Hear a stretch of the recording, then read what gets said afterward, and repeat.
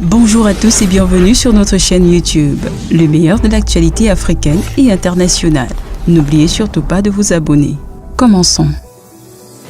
Le président en exercice de l'Union africaine, Macky Sall, a affirmé vendredi être rassuré après sa rencontre avec Vladimir Poutine, avec qui il a évoqué la crise alimentaire qui menace l'Afrique.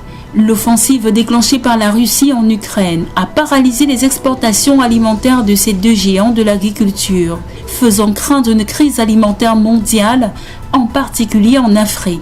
Face aux inquiétudes grandissantes, le président sénégalais et président en exercice de l'Union africaine, Macky Sall, s'est entretenu le vendredi 3 juin 2022 à Sotchi, dans le sud de la Russie, avec Vladimir Poutine.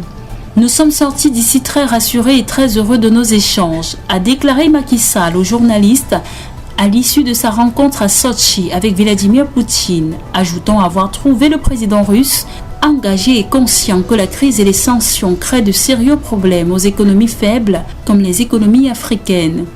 Alors que la guerre fait craindre une crise alimentaire mondiale, il n'y a pas de problème pour exporter les céréales d'Ukraine, a déclaré le président russe dans une interview télévisée peu après sa rencontre avec le président de l'Union africaine, Macky Sall. Vladimir Poutine a évoqué des moyens d'exporter à partir des ports ukrainiens, d'autres sous contrôle russe ou via l'Europe centrale et orientale. Vladimir Poutine a mentionné la possibilité de passer par Mariupol et Berdiansk, deux ports conquis par la Russie en mer d'Azov, qui donnent accès à la mer Noire, mais aussi les ports de la mer Noire restés sous contrôle ukrainien, notamment Odessa. Il exige que les eaux de ces ports soient déminées par Kiev, promettant en échange que la Russie permettra un passage sécurisé des navires. Il a aussi mentionné la voie fluviale via le Danube à travers la Roumanie, la Hongrie et la Pologne.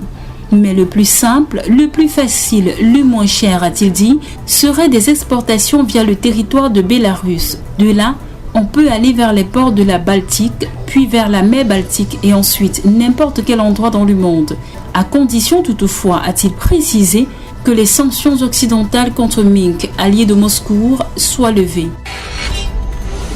J'espère que vous avez aimé.